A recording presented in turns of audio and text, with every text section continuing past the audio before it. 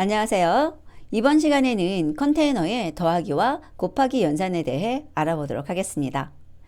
자, 우선 더하기 연산부터 볼까요? 더하기 연산은 지금 왼쪽에 3개 아이템을 가진 리스트와 2개 아이템을 가진 리스트가 있었을 때 사이에 더하기가 있죠. 이것을 합쳐서 5개 아이템을 갖는 리스트를 만든다는 것입니다. 그림으로 살펴볼게요. 그림 보시면은 3개짜리 아이템을 갖는 리스트, 2개 아이템을 갖는 리스트를 더했을 때 5개 아이템을 갖는 새로운 슬롯의 컨테이너가 만들어진 거예요. 슬롯만 새로운 것이고요. 그 슬롯에 들어가는 주소 값들은 원래 이쪽 2개의 리스트에서 갖고 있던 것이 복사되는 거죠. 자, 이번에는 곱하기 연산 보도록 할까요? 리스트에 0이라고 하는 하나의 아이템만 있어요. 그리고 곱하기 3 했죠.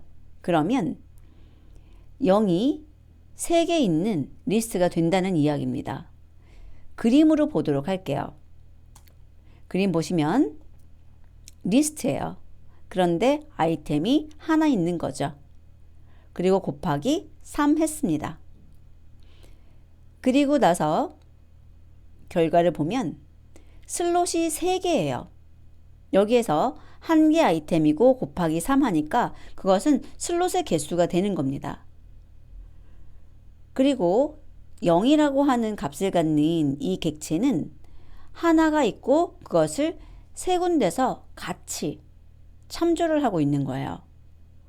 그 말은 뭐냐면 곱하기 3이라고 했을 때 여기에 주소가 1000이라고 돼 있다면 1000, 1000, 1000 이렇게 3개가 동일하게 복사돼서 들어간다는 이야기입니다. 그래서 조심하셔야 돼요. 자, 그 다음 예제 또 보도록 할게요. 그 다음 보시면 리스트 속에 리스트가 들어있어요. 이 구조 잘 생각해 보세요. 먼저 바깥쪽에 있는 리스트는 아이템이 하나 있는 리스트고요. 안쪽에 있는 리스트도 아이템이 하나 있는 리스트죠. 그래서 리스트의 리스트잖아요. 그리고 그것을 곱하기 3 했어요. 그러면 이 곱하기 3 할 때 대상이 누구냐면 이 바깥쪽에 있는 리스트예요. 안쪽에 있는 리스트는 아무 상관없어요. 자, 그래서 바깥쪽에 있는 리스트가 봤을 때 자기는 리스트를 하나 가지고 있는 거잖아요. 그래서 그 리스트 자체를 3개 갖게 되는 겁니다. 그래서 새로 생성되는 것은 3개짜리 슬롯인 거죠. 그리고 내부에는 이 0이라는 아이템을 갖는 리스트가 3개 들어간 거예요. 그림으로 살펴볼게요. 자, 이쪽 그림 잘 보셔야 돼요. 바깥쪽에 있는 리스트가 위에 있는 거고요. 그 리스트에 아이템이 하나라는 것이고 그것이 가리키고 있는 아이템은 또 리스트라는 거예요. 그리고 그 리스트가 또 내부 아이템으로 0이라고 하는 정수를 가지고 있는 거죠. 그러면 곱하기 3 한다는 것은 이 가장 꼭대기에 있는 거 곱하기 3이에요. 그래서 결과적으로 나오는 것은 3개짜리 슬롯인데 그 3개의 슬롯이 가지고 있는 주소는 여기가 만약에 100이었다면 100, 100, 100이 된다는 거죠. 그리고 여기에 있는 리스트의 주소가 100이라는 것이니까 그 리스트는 하나만 있는데 여기 3개의 공간에서 같은 것을 가리키고 있게 되는 겁니다. 하나만 더 볼게요. 이번에는 구조가 조금 복잡해요.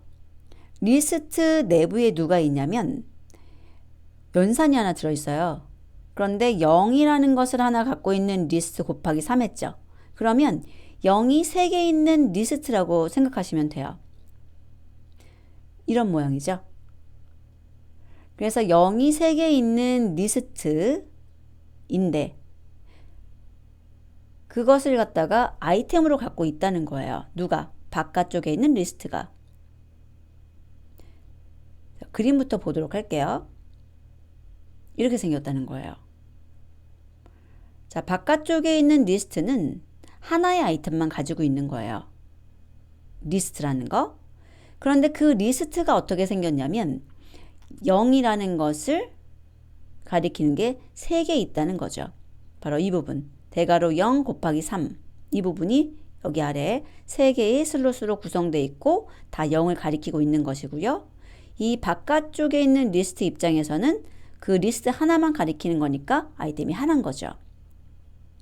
그리고 곱하기 3 하게 되면 이 위쪽에 있는 리스트의 아이템을 곱하기 3 하는 거예요. 그러면 어떻게 되느냐? 3개의 공간이 생기는 거죠. 그리고 그것이 동일하게 여기에 있는 0을 가리키고 있는 3개짜리 리스트를 가리키는 겁니다. 이렇게 구조가 나와요. 자, 여기까지 이해 부탁드리고요. 실습 강의를 통해서 이러한 연산을 올바르게 이해해야 되는 이유를 알아보도록 하겠습니다. 다음 학습에서 뵙도록 하겠습니다.